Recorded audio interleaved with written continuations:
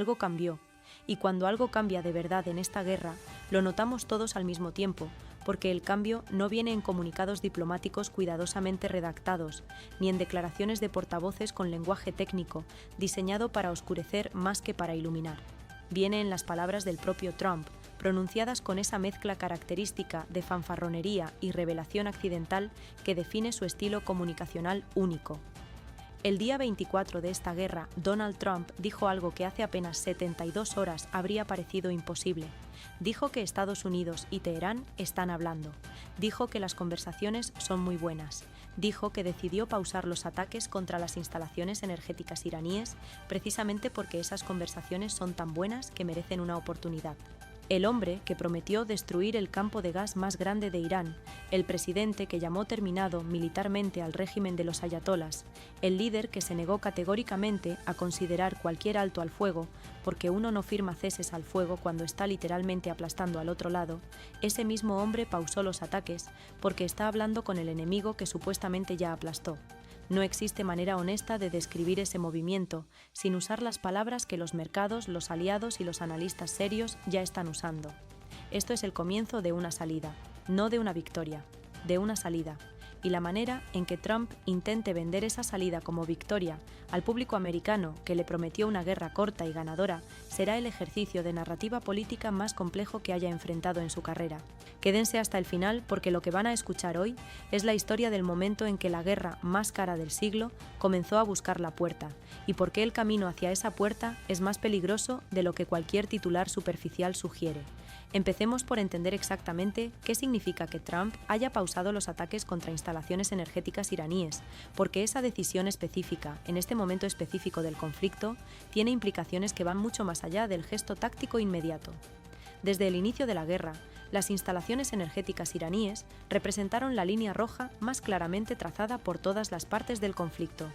Irán advirtió repetidamente que cualquier ataque a su infraestructura energética produciría represalias simétricas contra instalaciones energéticas en toda la región del Golfo Pérsico. Esa amenaza no era retórica. La demostraron cuando Israel atacó el campo de South Pars, y Teherán respondió inmediatamente golpeando Ras Laffan en Qatar, refinerías en Arabia Saudita y Kuwait, e instalaciones en los Emiratos Árabes Unidos.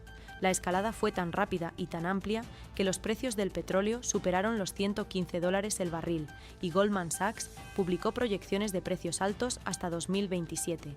En ese contexto, la decisión de pausar ataques contra energía iraní no es simplemente una pausa táctica militar. Es el reconocimiento implícito de que continuar esa línea de escalada produciría consecuencias económicas globales que ninguna administración americana puede sostener políticamente, independientemente de los objetivos militares que persiga. Trump no pausó los ataques, porque las conversaciones con Teherán lo convencieron de que Irán tiene razones geopolíticas válidas. Pausó los ataques porque los ataques a energía iraní generaban represalias a energía del Golfo que elevaban los precios del petróleo que su propia base electoral paga en las gasolineras de Estados Unidos. Es cálculo político doméstico disfrazado de diplomacia internacional, y eso no hace que el movimiento sea menos significativo, lo hace más revelador. Hablemos ahora de las conversaciones en sí porque Trump las describió de manera que merece análisis cuidadoso. Muy buenas, productivas. Esas fueron las palabras que eligió. En el lenguaje trumpiano, esas calificaciones tienen un peso específico, porque Trump raramente describe algo como productivo, a menos que perciba que está obteniendo algo. La pregunta que todos los actores relevantes se hacen simultáneamente es la misma: ¿qué está obteniendo Washington en estas conversaciones y qué está concediendo? Porque en toda negociación entre partes que han estado en guerra activa durante 24 días, con más de 1.400 muertos en Irán, con ataques de represalia iraní que golpearon a aliados americanos en toda la región, con el estrecho de Hormuz prácticamente cerrado y con precios del petróleo que sacudieron mercados globales, cualquier acuerdo que se alcance implicará concesiones de ambas partes que ninguna podrá presentar públicamente como derrota. Irán no puede decir que aceptó destruir su programa nuclear, porque Washington lo bombardeó suficientemente fuerte. Trump no puede decir que aceptó dejar el programa nuclear iraní en pie a cambio de que abran el estrecho. Ambos necesitan un lenguaje que permita a cada uno presentar el acuerdo como versión propia de la victoria ante sus respectivas audiencias internas. Esa necesidad de narrativas domésticas simultáneamente compatibles con la misma realidad es el desafío más complejo de cualquier negociación de salida de guerra, y es exactamente el problema que estas conversaciones, por muy buenas que sean, tendrán que resolver. Analicemos ahora la pregunta que el título de este análisis plantea directamente, porque es la más importante para entender lo que viene en los próximos días y semanas. ¿Está Trump jugando al póker con el estrecho o realmente busca una salida? La respuesta honesta es que probablemente las dos cosas son verdad simultáneamente, y esa ambigüedad es precisamente la que hace que este momento sea tan delicado. Por un lado, la pausa en los ataques a instalaciones energéticas iraníes es un gesto que le permite a Teherán reciprocar reduciendo presión en Hormuz sin que ninguna de las dos partes haya firmado nada ni hecho concesiones formales. Es el tipo de desescalada informal que precede a las negociaciones formales en casi todos los conflictos modernos, que no terminan en rendición total de una parte. Por otro lado, Trump explícitamente no cerró la puerta a reanudar los ataques si las conversaciones no producen resultados satisfactorios. El ultimátum, aunque pospuesto, sigue sobre la mesa. Las instalaciones energéticas iraníes siguen siendo objetivo potencial. La amenaza de destruir el campo de South Pars sigue siendo una carta que puede jugarse si las negociaciones fracasan. Esa ambigüedad calculada es exactamente lo que Trump necesita para mantener presión negociadora, mientras simultáneamente baja la temperatura lo suficiente para que las conversaciones tengan espacio para progresar. Es una posición que requiere precisión comunicacional extraordinaria, porque cualquier señal demasiado fuerte en dirección de la desescalada elimina la presión que hace valiosa la negociación, y cualquier señal demasiado fuerte en dirección de la escalada destruye las conversaciones que acaban de comenzar con tan buena calificación. El papel de Irán en este momento requiere análisis separado, porque Teherán llegó a estas conversaciones desde una posición que hace 24 días nadie en Washington habría anticipado que tendría. Irán está siendo bombardeado. Tiene más de 1.400 muertos. Sus infraestructuras militares y nucleares fueron atacadas sistemáticamente. Su economía, ya débil antes de la guerra, enfrenta presiones adicionales devastadoras. En términos de capacidad convencional, todos los indicadores apuntan en una dirección. Irán está en posición de debilidad objetiva frente a Estados Unidos. Y sin embargo, Teherán llegó a estas conversaciones como parte que tiene algo que Washington necesita urgentemente. Tiene la capacidad de abrir o mantener cerrado el estrecho de Hormuz. Tiene la capacidad de atacar o no atacar instalaciones energéticas de los aliados americanos en el Golfo. Tiene la capacidad de continuar o detener los misiles contra Israel. Esas capacidades, aunque asimétricamente inferiores a las de Estados Unidos en términos convencionales, son exactamente las que generaron la crisis energética global que puso a Goldman Sachs proyectando precios altos hasta 2027 y que obligó al propio Trump a levantar sanciones al petróleo iraní para intentar controlar los precios que su guerra disparó. En la negociación que ahora comienza, Irán negocia no desde su fuerza militar convencional, sino desde su capacidad de generar daño económico global, que ningún actor del sistema internacional, incluyendo los que supuestamente respaldan a Washington, puede ignorar indefinidamente. Esa es la palanca que hace que las conversaciones sean posibles y que hace que cualquier acuerdo que se alcance tenga que incluir concesiones americanas que Trump tendrá que presentar como algo diferente de lo que son. Quiero hablar ahora sobre lo que significa este giro para los actores que han estado siguiendo este conflicto desde la perspectiva de sus propios intereses. China observa el desarrollo de las negociaciones con una atención que sus declaraciones públicas moderadas no reflejan completamente. Beijing apostó desde el inicio de este conflicto a que la resistencia iraní desgastaría la posición negociadora americana y que China podría eventualmente posicionarse como actor facilitador de una salida que Washington no podría alcanzar solo. Si las conversaciones entre Estados Unidos e Irán producen un acuerdo sin mediación china significativa, Beijing pierde parte de la palanca geopolítica que esperaba acumular. Si las conversaciones fracasan y el conflicto continúa, China mantiene su ventaja de acceso privilegiado al petróleo iraní y su rol de actor necesario para cualquier estabilización del estrecho. En cualquiera de los escenarios, China no pierde. Pero los escenarios no son igualmente buenos para Beijing y eso explica por qué las declaraciones chinas sobre las negociaciones son cuidadosamente ambiguas. Apoyan el diálogo en abstracto, no facilitan activamente el proceso específico que Washington está conduciendo, mantienen su posición de actor necesario sin comprometerse de manera que reduzca su flexibilidad futura. Rusia sigue una lógica similar pero con matices propios. Moscú necesita que el conflicto en Oriente Medio continúe absorbiendo recursos y atención americanos que de otro modo podrían orientarse hacia Ucrania. Una solución rápida en el Golfo Pérsico sería una victoria para Washington, que liberaría capacidad estratégica que Rusia prefiere ver comprometida indefinidamente.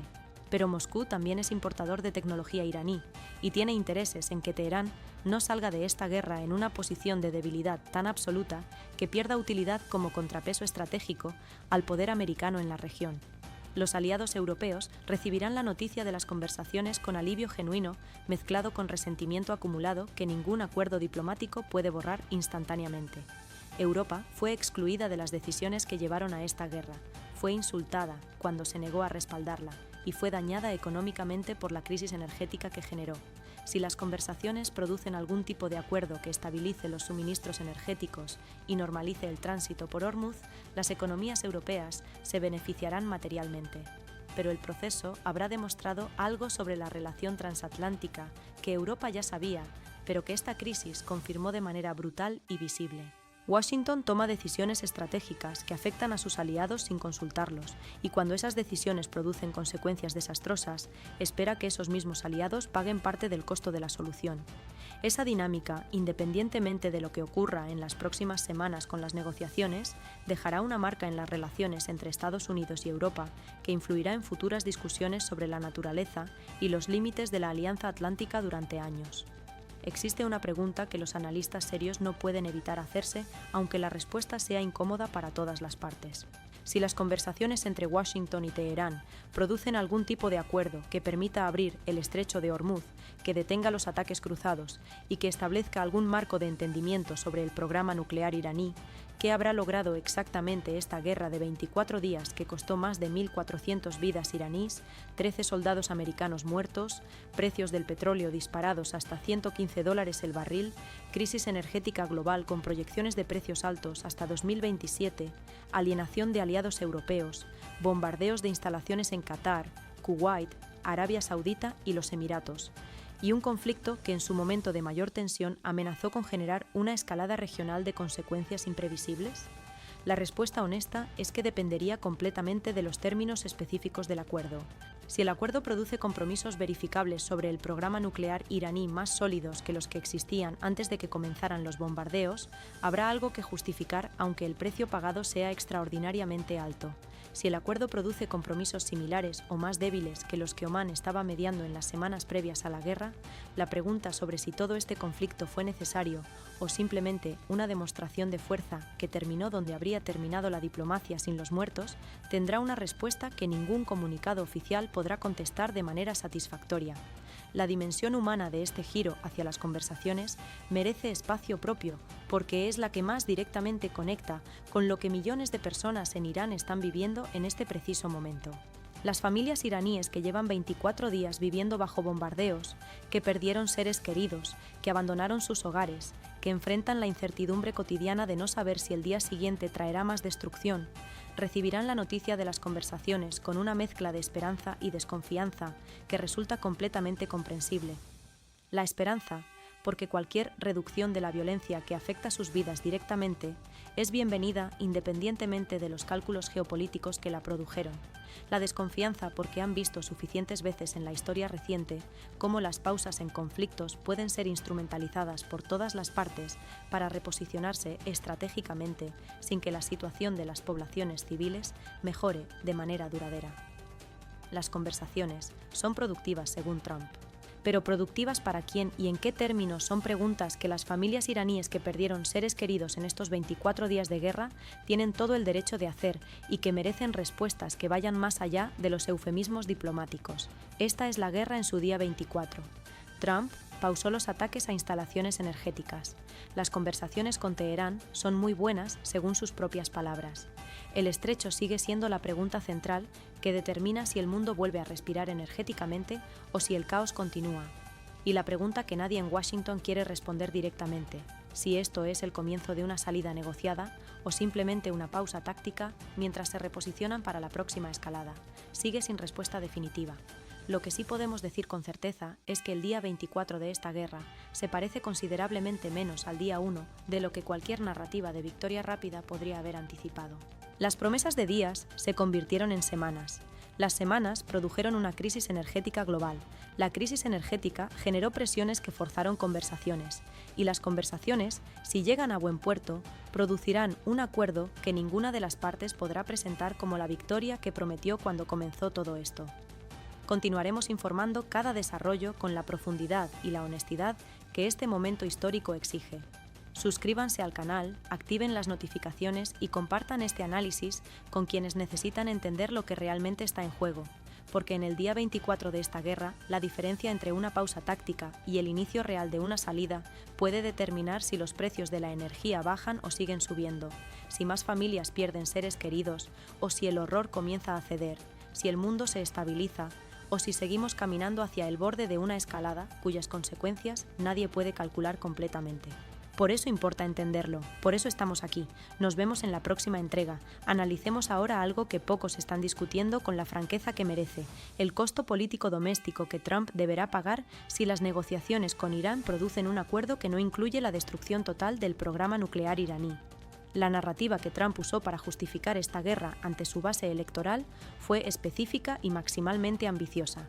No se trató de degradar la capacidad nuclear iraní. No se trató de cambiar el comportamiento del régimen en la región.